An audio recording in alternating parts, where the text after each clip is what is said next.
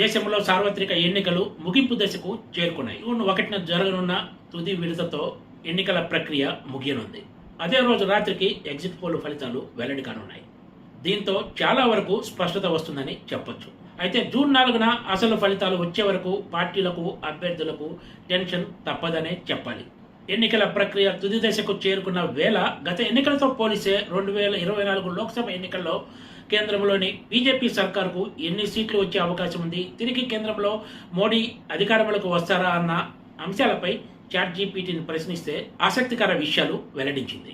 కర్ణాటకలో బీజేపీకి ఈసారి 10 సీట్లు తగ్గే అవకాశం ఉందని అంచనా వేసింది.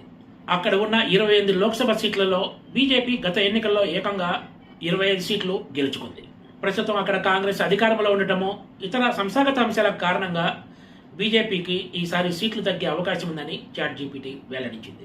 మరోవైపు పశ్చిమ బెంగాల్లో కూడా బీజేపీ గతంతో పోలిస్తే సీట్లను కోల్పోయే అవకాశం ఉందని పేర్కొంది.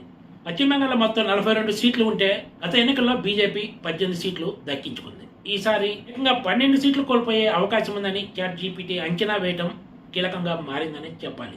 దీనికి ప్రధాన కారణం తృణమూల్ కాంగ్రెస్ సంస్థాగతంగా పార్టీని బలోపేతం చేసేందుకు చేసిన పనులు ప్రధాన కారణంగా పేర్కొంది. రాజస్థాన్లో అక్కడ ఉన్న 25 ఎంపీ సీట్లను గత ఎన్నికల్లో బీజేపీ పూర్తిగా క్లీన్ స్వీప్ చేసింది. అయితే ఈసారి మాత్రం 5 సీట్లను కోల్పోయే అవకాశం ఉందని చాట్‌జీపీటీ అంచనా వేసింది. మహారాష్ట్ర విషయానికి వస్తే అక్కడ ఉన్న 48 సీట్లలో గతంలో ఎన్డీఏ కూటమి ఏకంగా 41 సీట్లను గెలుచుకుంది. అయితే ఇక్కడ బీజేపీ ఈసారి 10 సీట్ల వరకు కోల్పోయే అవకాశం ఉందని చాట్‌జీపీటీ అంచనా. బీజేపీ సొంతంగా గత ఎన్నికల్లో 25 సీట్లలో పోటీ చేసి 23 సీట్లు దక్కించుకుంది. బీజేపీ ఇక్కడ 10 సీట్ల వరకు కోల్పోయే అవకాశం ఉందని చెప్పడం విశేషం. దేశ రాజధాని ఢిల్లీ విషయంలో కూడా ఆసక్తికర అంశాలను చాట్‌జీపీటీ ప్రస్తావించింది. గత ఎన్నికల్లో బీజేపీ 7 సీట్లను తన ఖాతాలో వేసుకుంది. కానీ ఈసారి మాత్రం ఢిల్లీలో బీజేపీకి 5 సీట్లు తగ్గే అవకాశం ఉందని వెల్లడించింది. ఈ ఎన్నికల్లో ఢిల్లీలో అధికార ఆప్, కాంగ్రెస్లు కలిసి పోటీ చేసిన విషయం తెలిసిందే.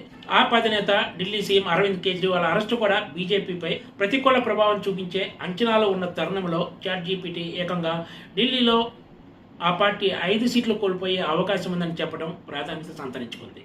గత ఎన్నికలతో పోలిస్తే బీహార్లో కూడా బీజేపీ నష్టపోవడం పక్కా అని చాట్‌జీపీటీ అంచనా వేస్తోంది.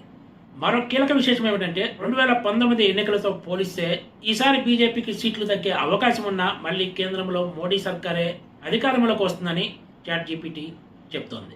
అయితే గతంతో పోలిస్తే బీజేపీకి ఓటు శాతం తగ్గుతుందని పేర్కొంది.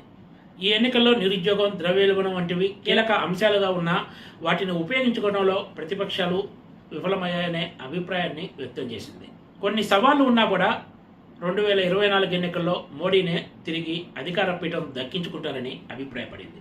అయితే బీజేపీ తెలంగాణలో ఒంటరిగా పోటీ చేస్తే చాట్‌జీపీటీ మాత్రం ఆంధ్రప్రదేశ్, తెలంగాణలో పొత్తు కారణంగా బీజేపీ తన పరిస్థితిని కొంత మెరుగుపరుచుకునే అవకాశం ఉందని చెప్పడం విశేషం.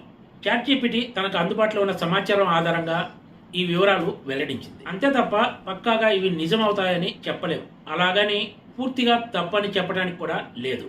ఎన్నికలు తుది దశకు చేరుకున్నందున ఇవి కేవలం ఒక అంచనాకు మాత్రమే.